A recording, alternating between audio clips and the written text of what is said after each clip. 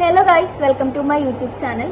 അപ്പോൾ എൻ്റെ വീഡിയോ ആദ്യമായിട്ട് കാണുവാണെങ്കിൽ ലൈക്ക് ചെയ്യുക, കമൻറ്റ് ചെയ്യുക, സബ്സ്ക്രൈബ് ചെയ്യുക, തൊട്ടടുത്തുള്ള ഹൈപ്പ് എന്നുള്ള ബട്ടൺ ക്ലിക്ക് ചെയ്യാൻ വേണ്ടി ശ്രമിക്കുക.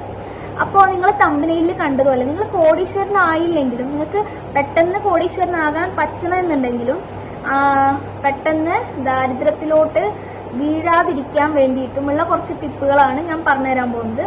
അപ്പോൾ എന്തായാലും നമുക്ക് നേരെ വീഡിയോയിലോട്ട് കിടക്കാം. കോടീശ്വരനായില്ലെങ്കിലും വേണ്ട ഈ കാര്യങ്ങൾ അറിഞ്ഞേക്കാം. അതായത് ഒരിക്കലും കാറ്, ബൈക്ക് ഇങ്ങനെയുള്ള വണ്ടികൾ നിങ്ങൾ ഒരിക്കലും ലോൺ എടുത്ത് വാങ്ങാതിരിക്കാൻ വേണ്ടി ശ്രമിക്കുക. അതുപോലെ ഇതിനേക്കാൾ കൂടുതൽ ചിലവ് ഉണ്ടാവാൻ പാടില്ല. അതായത് നിങ്ങൾക്കൊരു 1000 രൂപയാണ് അല്ലെങ്കിൽ ഒരു 800 രൂപയാണ് നിങ്ങൾക്കൊരു മാസം അല്ലെ ഒരു ദിവസം നിങ്ങൾക്ക് പേയ്മെന്റ് കിട്ടുന്നത്, ഒരു ദിവസത്തെ കൂലി എന്ന് പറയുന്നത്. അപ്പോൾ ആ ഒരു കൂലിയിലധികം, അതായത് 800 രൂപയിൽ ഒരു ദിവസം നിങ്ങൾ സാധനം മേടിക്കുവാണെങ്കിൽ അതിൽ കൂടുതൽ മേടിക്കാതിരിക്കുക. അതായത് നിങ്ങളുടെ വരവിനേക്കാൾ കൂടുതൽ ചെലവ് ആകാതിരിക്കാൻ വേണ്ടി ശ്രമിക്കാം.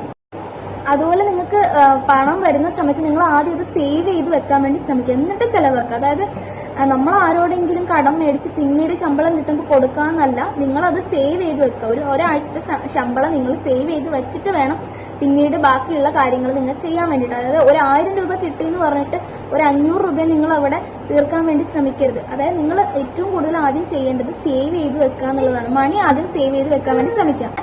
നിങ്ങൾ ബാങ്കിൽ നിങ്ങളുടെ അക്കൗണ്ടിൽ ഇടുവാണെങ്കിൽ, ഒരു നല്ലൊരു തുക നിങ്ങൾക്ക് ഇടുവാണെങ്കിൽ നിങ്ങൾക്ക് അതിന്റെ പലിശയും കൊണ്ട്, അതായത് 1-2 മാസം നിങ്ങൾ ജോലിക്ക് പോയില്ലെങ്കിൽ അതിന്റെ പലിശയും കൊണ്ടെങ്കിൽ നിങ്ങൾക്ക് ജീവിക്കാൻ പറ്റുന്ന രീതിയിലുള്ള സേവിങ്സ് ആക്കി വെക്കാൻ വേണ്ടി നിങ്ങൾ ശ്രമിക്കാം.